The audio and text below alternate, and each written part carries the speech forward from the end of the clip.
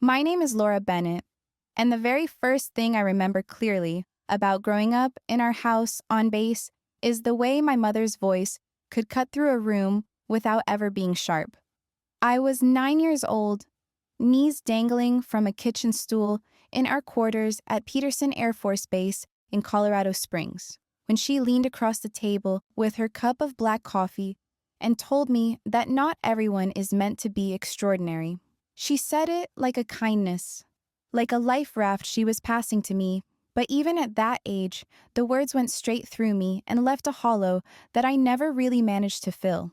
While other kids were dreaming about what they might become, I sat there staring at her and thinking that she had just told me my life was going to be smaller than I wanted it to be. Those words stuck, and over the years, they became the invisible weight that sat on my shoulders every time I walked into a room full of uniforms and salutes. Our house was full of rules and routines. My father, Jonathan, was an Air Force colonel whose boots always stood at perfect attention by the front door. And my mother, Catherine, had been a combat medic before I was born. Every wall of that house had a photograph of someone in dress blues. Every holiday was scheduled around deployments, and even birthdays felt like brief intermissions between duty stations. My brother Daniel grew into the golden boy. He could do no wrong.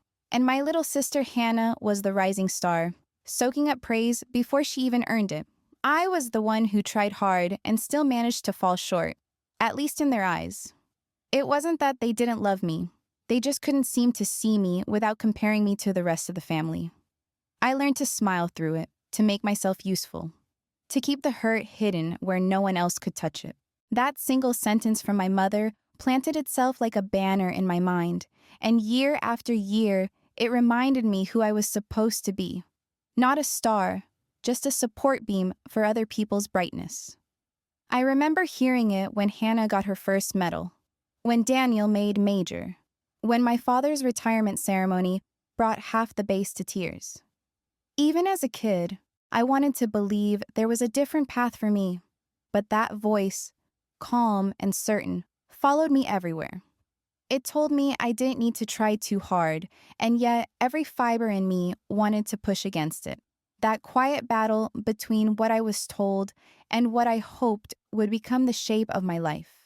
The Bennett family lived their whole lives under the shadow of Peterson Air Force Base in Colorado Springs, where everything from the grocery store to the sound of jets overhead felt like part of one endless deployment. My father, Jonathan Bennett, had retired a colonel but never really left the service behind. He still woke up at 5:30 every morning, still polished his shoes even if he had nowhere to go, and still spoke like there was a superior officer in the room. My mother, Catherine, carried herself with the quiet posture of someone who had once been a combat medic and never fully put the battlefield down. She treated the house like an aid station, precise, efficient, controlled. And though she loved us, affection in our family was measured in tasks completed rather than words spoken. Rules were our daily bread, and achievement was the only language anyone seemed to speak fluently. Daniel, my older brother by 3 years, followed the family script without hesitation. He wore his uniform like it was his skin, made major before he turned 30, and seemed to embody every expectation that had ever been whispered in that house. Hannah, the youngest, practically grew up with people telling her she was destined to lead, and now she was on the verge of being pinned as a lieutenant colonel. Their faces hung in every frame on the wall, captured at ceremonies, graduations, parades, smiling, flawless examples of what the Bennetts were supposed to be. I stood in those same pictures for a while, but over time, my place in the row got smaller until one day I was simply gone from them altogether, cropped out like an afterthought. When the topic of family came up among their friends, they always said there were 3 children, but the conversation inevitably drifted back to Daniel and Hannah, as if I was the ghost of a draft that had been rewritten. I had tried to walk the same path. At first, I'd gone to the United States Air Force Academy like everyone expected, but by the end of the first year, I was gone. What no one ever understood was that I didn't leave because I was weak. I left because someone came looking for me, pulled me into something that didn't officially exist. But secrets can't be explained at the dinner table. All they saw was a daughter who quit, a failure who walked away from the family legacy. For them, that single decision defined me. From that day forward, I was the one who didn't measure up. The cautionary tale of what happens when you can't take the heat. No amount of quiet service in the background could change the label they had chosen for me. For years, everyone thought I had simply walked away, that I couldn't handle the weight of the family legacy, but the truth is, very few people on this earth know what really happened after I left the Air Force Academy. I didn't quit. I was pulled into a room one spring afternoon, handed a single page that wasn't even marked with a seal, and told that if I signed it, I would be stepping off the map. No graduation, no commission ceremony, no photos for my parents to frame. Just an assignment so secret that from that moment forward, my name would barely exist. I was 19 and I said yes without hesitation. The next time my family saw me, they believed I had given up. The truth was that I had been recruited into a division of military intelligence that doesn't appear in any manual, a program that works in the shadows, taking on missions in places where you can't tell friend from enemy. The years that followed blurred into a sequence of flights that never made it onto passenger lists. Afghanistan, Yemen, parts of Africa, where the ground was nothing but red dust. European cities where everything looked civilized, but the tension sat in the air like static. I learned to move quietly, to watch everything, to make impossible decisions in moments when a wrong choice could cost dozens of lives. There were no medals for that work, no headlines, no one waiting at the gate when you came home. And because it didn't officially exist, there was nothing I could tell my family to make them understand why I missed weddings and holidays and birthdays. The stories that shaped me, the scars that shaped me even more, were classified, sealed away behind a wall of silence. 2 decades went by like that. I grew older, harder, and in some ways, lonelier than I ever thought a person could be. But I stayed. I stayed because I had a talent for seeing the angles other people missed. And because every time a team made it back alive, I knew I had earned my place even if no one else knew it. They thought I was absent, that I had simply faded out of their lives. The truth is, I was standing in the background, watching from a distance, building a life I couldn't explain. And the strangest part is that the hardest missions I ever took weren't the ones in foreign deserts or crowded streets. They were the ones that came with coming back home and realizing that I no longer fit into the picture I had left behind. It was early autumn when the call came through, the kind of day when the air is thin and dry and the sky over Washington feels like glass. I had just come back from a run and was standing in the kitchen with a glass of water when my phone buzzed with a number I still recognized even after all these years. My mother's voice hadn't changed. It was brisk, polite, careful, like she was reading from a card rather than speaking to her own daughter. She didn't ask how I was. She didn't ask where I was living these days or what my life looked like now. She went straight to the point. Hannah's promotion ceremony will be at the base in Colorado Springs next month. You should come. Just make sure not to draw attention. She said it in the same tone she might have used to remind me to bring a dish to Thanksgiving. Not a request, not a plea, just an expectation wrapped in a warning. I could hear voices in the background while she spoke. Laughter. Maybe music, like the house was full of people. It made me feel like I was already there but standing on the other side of the glass, looking in. She mentioned Hannah's name with pride, the way she always did, with a softness in her voice that never seemed to be there when she said mine. The details were brief. The date, the hall and the base, a few family members flying in. No talk about where I might stay, no offer of a ride from the airport. It was like she was reciting a schedule, and the message underneath was clear. You can come, but don't make a scene. For a few seconds, I thought about telling her no, telling her I was busy or overseas, the way I had so many times before. but something in me said enough. I told her I would be there. Not because I believed anything would change, but because I wanted to see for myself what it would feel like to stand in that room again. I wanted to find out if the years I had spent away, the scars no one could see, had made me stronger than their silence. Hanging up, I stood there in the stillness of my apartment and realized this trip wasn't for them. It was for me. I wanted to prove that I could walk back into that house and look them in the eye without needing their approval to see if I had finally become someone who could carry her own name without apology. In the quiet of my apartment, I pulled the old storage box out from the back of the closet, the one that had followed me through half a dozen assignments and just as many cities but had never been opened in more than 20 years. Inside, folded with almost ceremonial precision, was the dress uniform I hadn't worn since the day everything changed. The fabric was stiff and smelled faintly of dust and cedar, the color a little duller than I remembered. My fingers traced the seams as if touching something alive, and for a moment it felt like I was staring at a version of myself I had left behind. I laid it out across the bed and sat there just looking at it, wondering what it would feel like to put it on again. Whether the woman I am now would even fit inside the shape of who I was back then. Around the room, suitcases waited like quiet witnesses, but I didn't rush. The choice of what to pack wasn't really about clothes. It was about what I wanted to show when I walked into that house, into that hall. I didn't want to scream for attention or walk in covered in armor. I chose a soft blouse, plain slacks, and the old uniform in its garment bag, more as a talisman than as something I was sure I would wear. This trip was never about revenge. I wasn't going to prove them wrong. I was going to prove something to myself, that I could stand in their world again and not let it crush me the way it used to. The medals in that box stayed where they were. They weren't the point. Sitting there in the stillness, I caught myself thinking about what I wanted from all of this. Not an apology, not even respect, just recognition.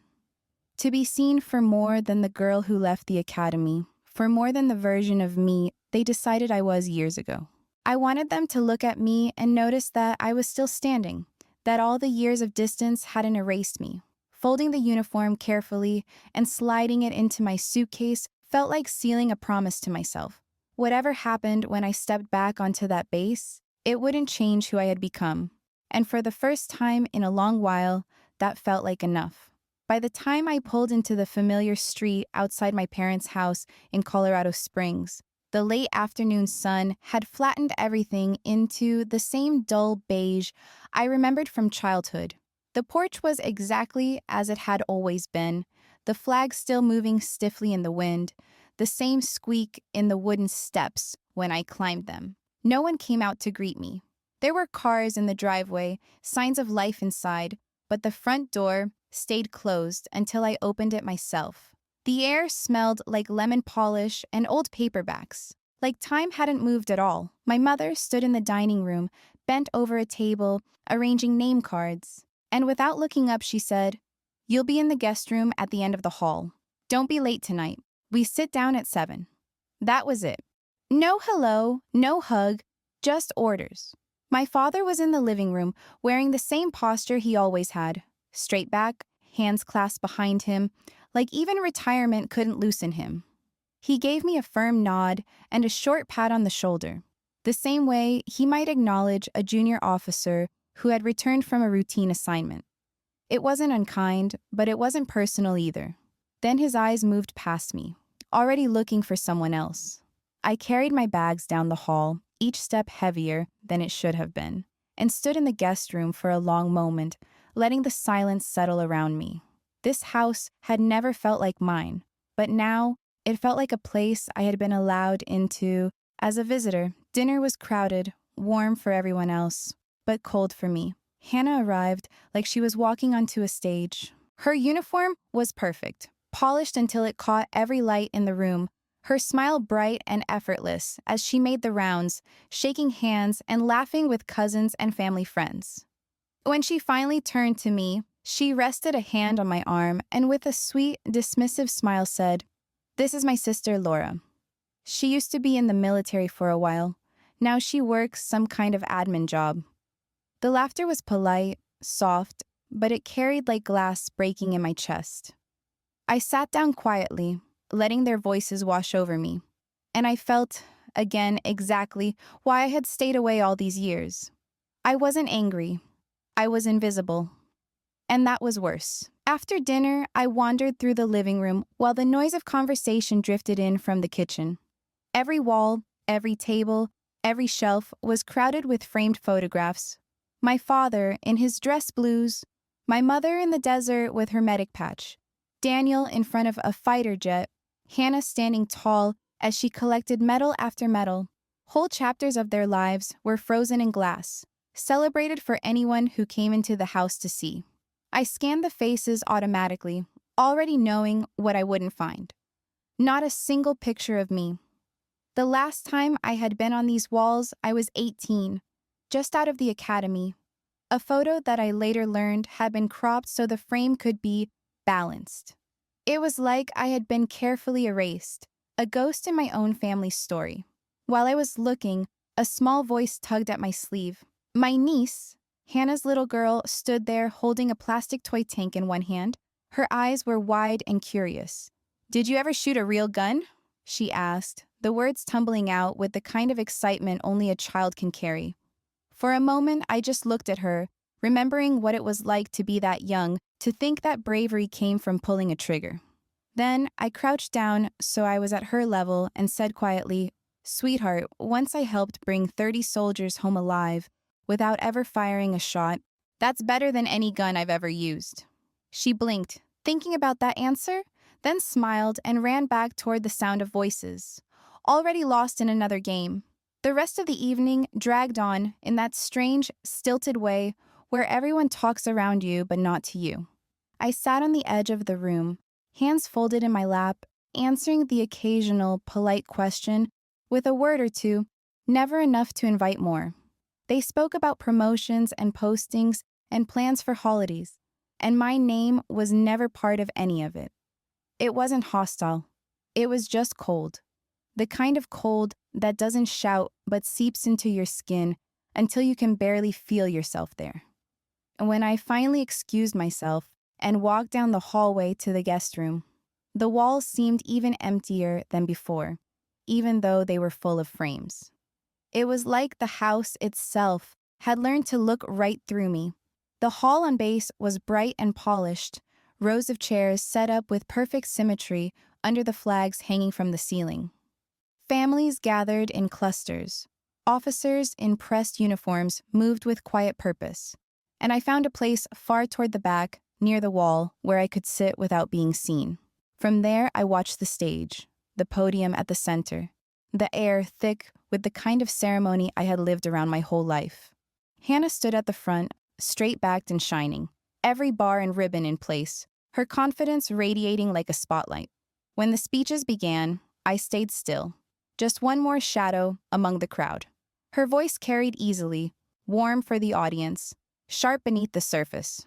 She spoke of duty and perseverance, of loyalty and staying true to the uniform, and then, with the ease of someone who had practiced this moment, she began to talk about the cost of quitting, about how some people walk away when it gets hard, how strength means never abandoning the path you start. The words were crafted so carefully that no one else might have noticed what they were meant to do, but I heard every one of them as if they were meant only for me.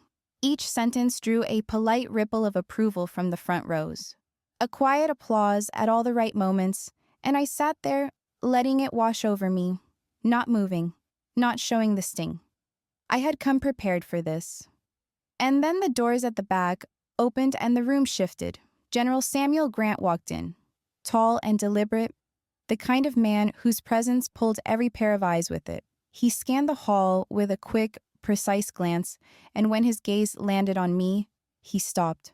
The next thing I knew, he was walking down the aisle with steady steps, ignoring every seat he passed until he reached where I sat. He came to attention, heels together, and raised his hand in a sharp salute. "Ma'am," he said, clear enough for the whole room to hear. General Bennett, it's an honor to see you again. The silence that followed was absolute. Hannah's voice faltered mid-sentence, the notes in her hand shaking just slightly. And for the first time in years, every single person in that hall turned to see me, not the ghost they had imagined, but someone who had finally been called by her name. The crowd spilled out of the hall in slow waves, voices low and uneasy after what had just happened. I stayed back, waiting for the flow to thin, knowing full well who would be waiting for me near the exit. Hannah stood just outside the doors, her dress uniform still flawless, her posture tight as a wire. When she saw me, she didn't smile. She grabbed my arm, pulled me a step away from the others, and hissed under her breath. Her face so close, I could see the anger burning behind her eyes. "You let me stand up there and look like a fool," she said. "You could have warned me. Was that your plan all along, to humiliate me in front of everyone?" Her words were sharp but low, like she didn't want anyone else to hear, and her hands trembled even though she was trying so hard to keep them still. I stood there and let her talk, the noise of the bass fading behind us, the flags flapping overhead in the dry Colorado wind. For a moment, I thought about all the years she had spent wanting to stand taller than me, about the way she had built herself out of medals and praise, how badly she needed every room to belong to her. And now, for the first time, she had felt it slip. She was waiting for me to say something, maybe even to apologize, but there was nothing to apologize for. I hadn't asked for any of it. I hadn't planned any of it. General Grant's salute had been as unexpected for me as it was for her. I met her eyes and spoke quietly, but without bending. "If the truth makes you feel smaller," I said, "then you were never tall to begin with." For a moment, there was no sound but the wind between us. Her mouth tightened, her cheeks flushed, and I could see the effort it took for her to hold back the sting. I didn't wait for a reply. I stepped past her, the heels of my boots hitting the pavement in even beats, and walked away from the building without looking back. Behind me, the voices of the crowd swelled again, but I could feel her still standing there, unsure of what to do now that the story she'd been telling the world had a crack in it. When I finally made it back to the guest room that night, the house was quiet, the kind of silence that feels like it's holding its breath. I switched on the small lamp by the bed and saw something that hadn't been there before. A plain manila envelope sitting squarely in the middle of the desk, perfectly placed as if someone wanted to make sure I couldn't miss it. No name, no handwriting, no seal. For a long moment, I just looked at it, not touching it, feeling the weight of everything that day pressing down on me. Finally, I sat, opened the flap, and slid out the single sheet of paper inside. It was a printed scan of an email dated almost 2 years ago, with no sender listed and no direct address, just the text. The words accused me of leading an unsanctioned mission that had resulted in civilian deaths during a classified operation overseas. It was written with a precision that made my stomach knot. Dates, places, details that only a very small circle of people could have known, let alone described so exactly. It wasn't some guess or rumor. It was someone who had been inside the same locked rooms as me, someone who had seen the same reports, taking those details and twisting them into a story designed to destroy. The signature was anonymous, but the intent was loud. It had been sent to an obscure military blog, a whisper campaign meant to leave a stain that could never quite be scrubbed away. I held the page in my hands for a long time, the paper trembling just slightly between my fingers. And then I read it again, and again. Every word took me back to those long nights writing after-action reports in bunkers, the files that had only been seen by 3 people. 3, myself, the lead analyst, and Hannah, who had been given clearance for a brief window during that period. There was no one else. The language was familiar, even some of the phrasing. It was like hearing her voice, only sharper, angrier. I set the paper down slowly and felt the air leave my lungs in one long exhale. The anger didn't come. What came instead was an understanding so cold it burned. This wasn't an accident. Someone had planted this years ago, and I finally knew whose hand had done it. The reception after the ceremony was loud, full of clinking glasses and easy laughter, the kind of celebration that everyone expects to feel warm.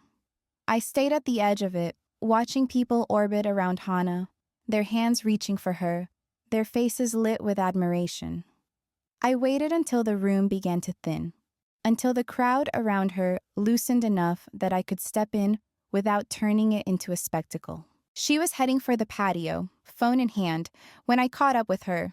I didn't say anything at first. I just held out the envelope, the same one that had been waiting for me on the desk, and watched as she glanced at it.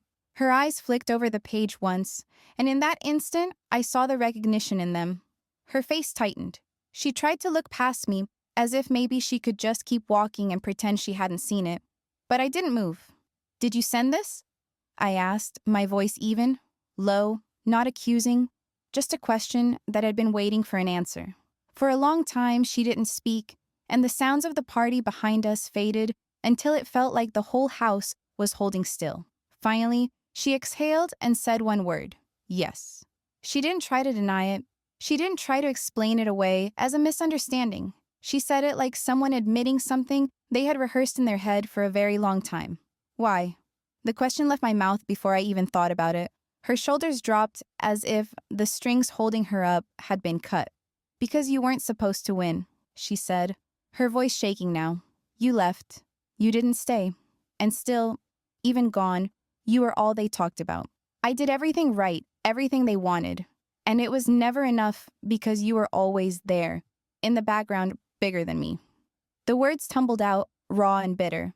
I thought if I could just erase you, they'd finally see me. I stood there and let her speak. No anger in me, only the slow, heavy ache of understanding. There was nothing else to say.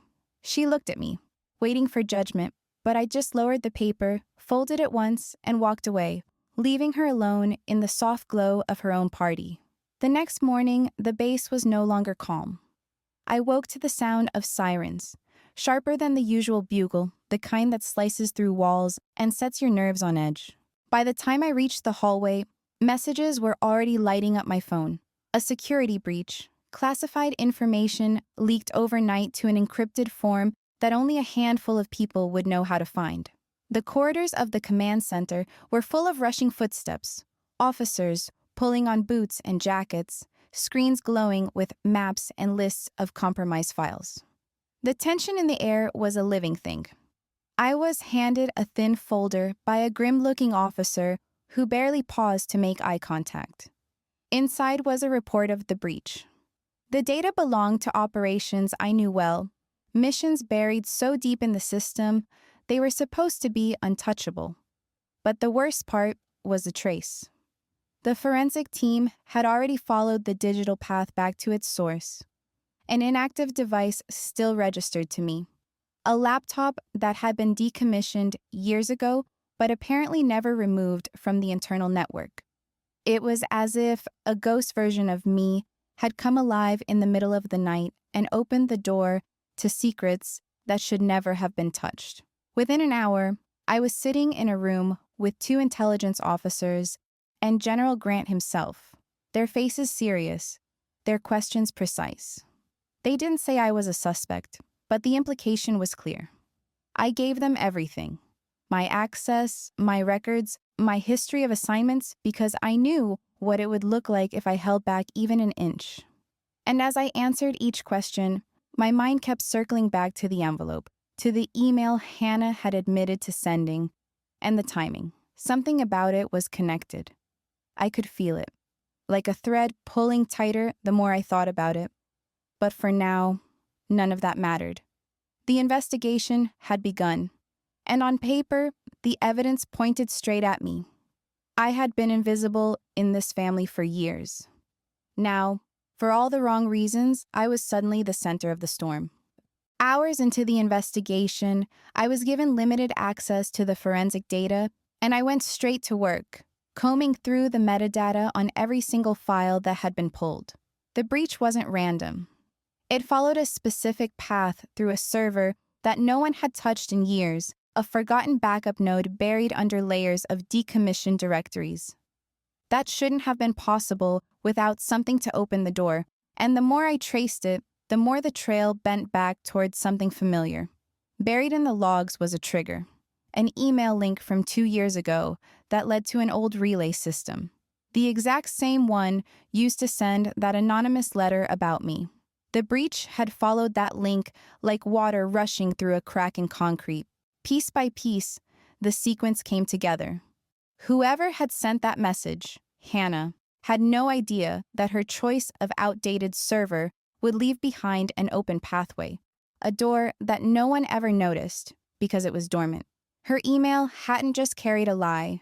It had left a mark, a signature that waited quietly for someone clever enough to find it. And someone had. They used it to pull files that should have been unreachable, all because the first mistake had been made 2 years ago in the name of jealousy. I sat back in the dim light of the operations room, staring at the screen, feeling the knot in my stomach twist tighter. It wasn't malice that started this.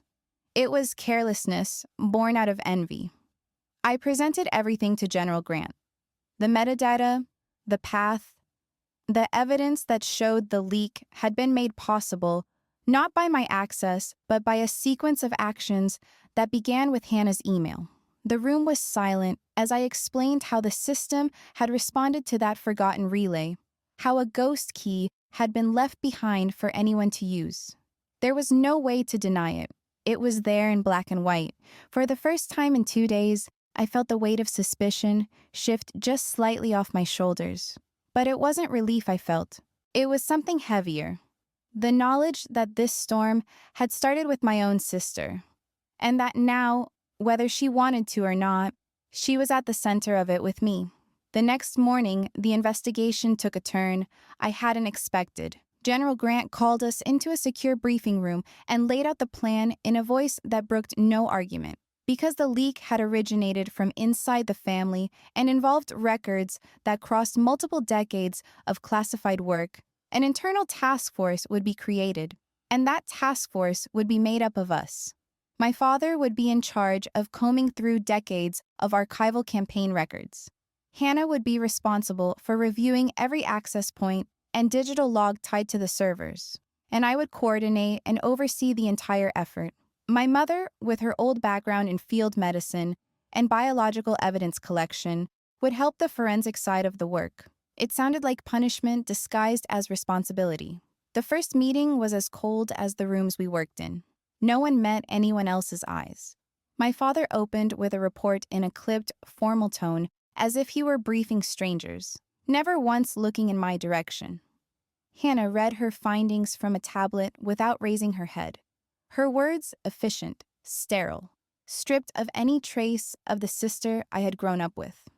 My mother watched the three of us like she was seeing strangers inhabit the bodies of her own family, speaking in careful sentences that belonged more to rank than to blood. It was like we were soldiers assigned to a joint mission, each one waiting for the other to fail, but the work forced us together, whether we wanted it or not. Hour after hour, we traced digital footprints, sorted through dusty files, pulled apart timelines that stretched across continents. Every discovery passed across the table, every question pushed to the center, where there was nowhere to hide from it. It was grueling, the kind of work that leaves no room for pride, and for the first time in years, we were in the same room with the same goal. We still barely spoke beyond what the work required, but in that silence, something else began to grow. It wasn't forgiveness. It wasn't trust. It was the unspoken understanding that for all our differences, the only way out of this storm was to find the one person who had turned Hannah's mistake into a weapon and stop him before he used it again. The breakthrough came late in the night, long after the rest of the task force had gone silent. I was alone at a console, staring at lines of code and network logs, when I noticed a single irregular ping that had been buried under weeks of activity.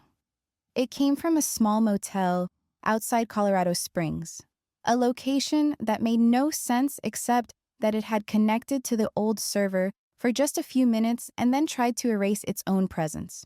Cross-referencing the timestamp with security cameras and guest logs gave me a name I hadn't heard in years: Mark Doyle. He had been a strategist once, sharp and ambitious, the kind of man who hated losing, and he had lost to me years ago when I blocked one of his plans that would have risked civilian lives. I had almost forgotten about him, but apparently he had never forgotten me. When we tracked him down, he wasn't hiding far.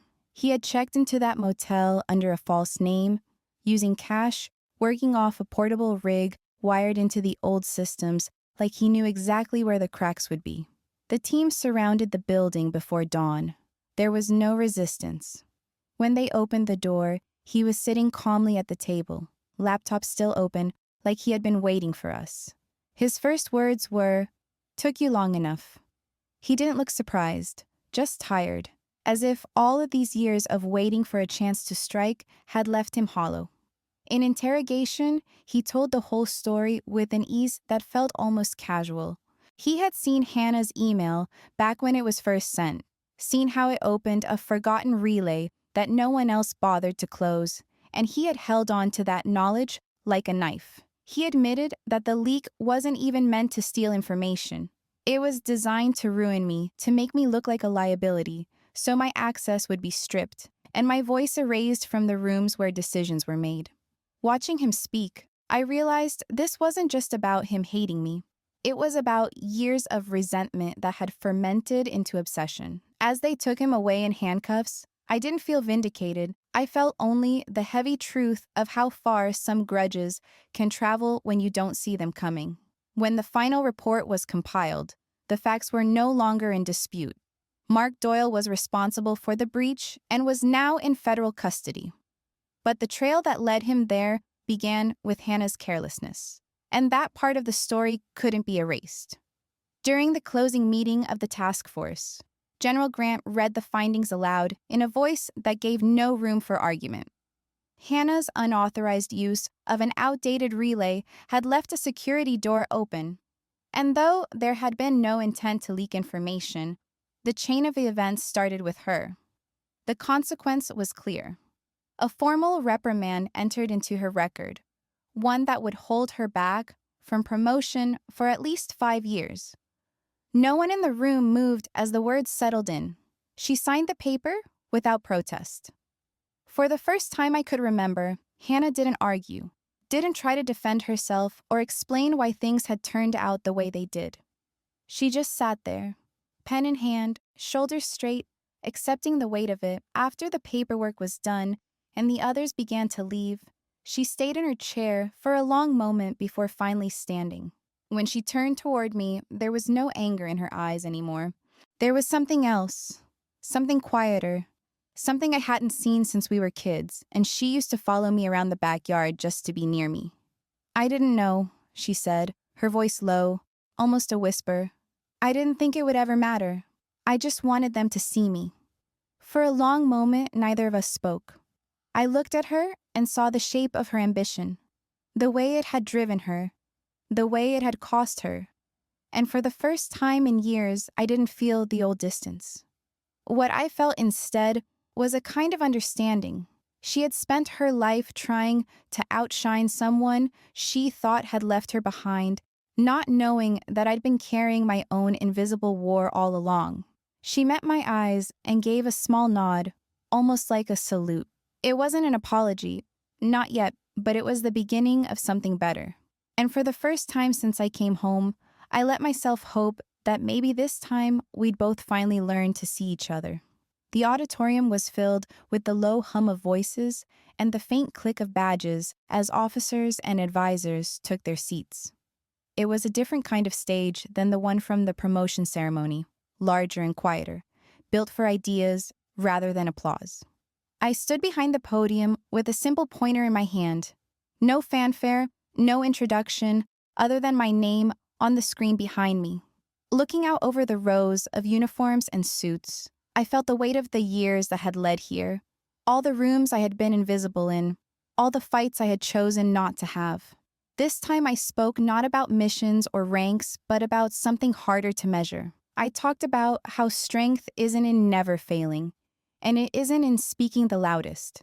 It's in the willingness to listen, to adapt, to keep learning even when the world tells you that you already know everything. I told them that leadership without humility collapses in on itself, and that the cost of pride is often measured in people. For a moment, the room was silent enough to hear the soft buzz of the projector.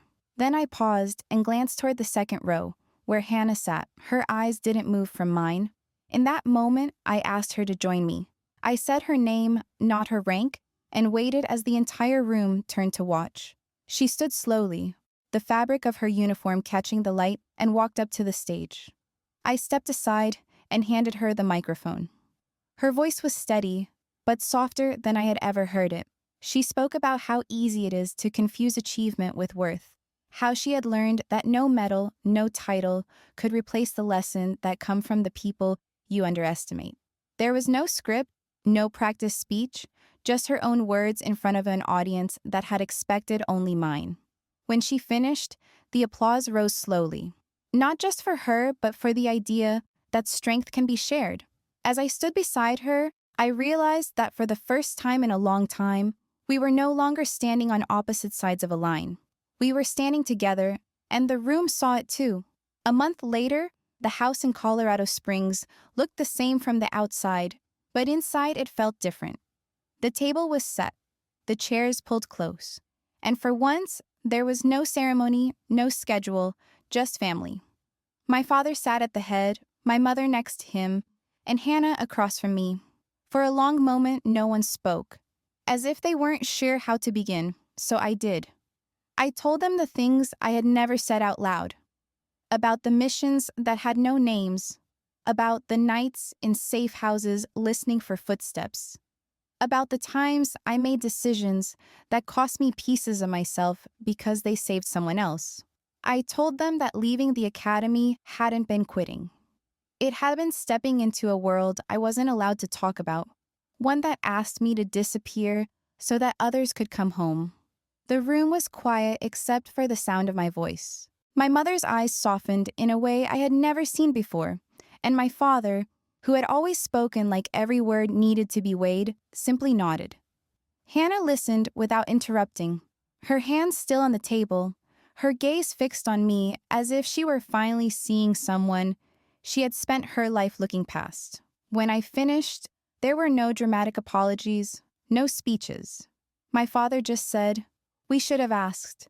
And there was something in his voice that I had been waiting to hear since I was a child. Respect. Not for rank or medals, but for the years they hadn't seen. Later, as the sun slid low over the mountains, Hannah asked me to walk with her. We left the noise of the house behind and wandered down the old path that ran behind the yard, the sky painted in soft gold and violet. For a while, we didn't talk at all. The air was cool, the ground dry beneath our boots. Finally, she said quietly, "I never thought you'd still be here after everything. I'm glad you are." It wasn't forgiveness, not all at once, but it was something close. We walked on until the light faded, and for the first time in a very long time, there was no distance between us, only the quiet relief of being side by side.